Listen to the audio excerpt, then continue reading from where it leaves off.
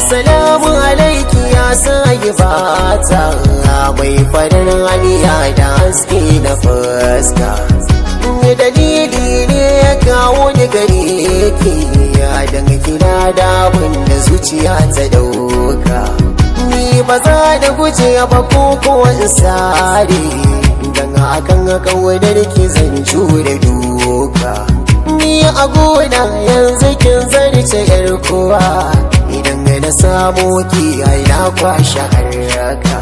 Na datsa harshe na wajen furta kalmar da za ta sani da ke kullu alaka.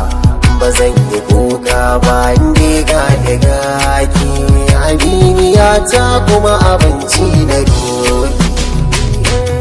Yarinya mai kyawu, yarinya mai kyawu, yarinya ina san ki ne. Yarinya mai kyawu, yarinya mai kyawu, yarinya ina san ki ne.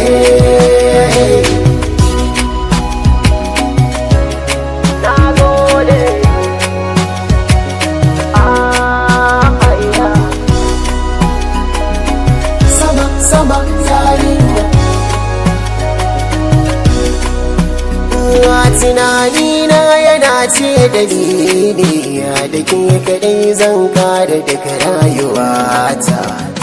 Hakan din yayi mun in na samu, na sani ba zan yi kokan da shi ba. Zuciyata yanzu ta yi min tambaya, na ce da ita yau ke kadai ce gwanata.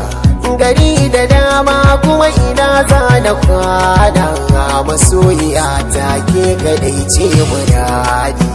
Duk lokacin da na hangi banganki ne ba, zuciya kowa take ga azaba. Ba zan yi kuka ba inda ga daga ki, aminiya ta kuma abinci na ruhi. Yarinya mai kyawu, yarinya mai kyawu, yarinya ina san ki ne. Yarinya mai kyawu, yarinya mai kyawu, yarinya ina san ki ne.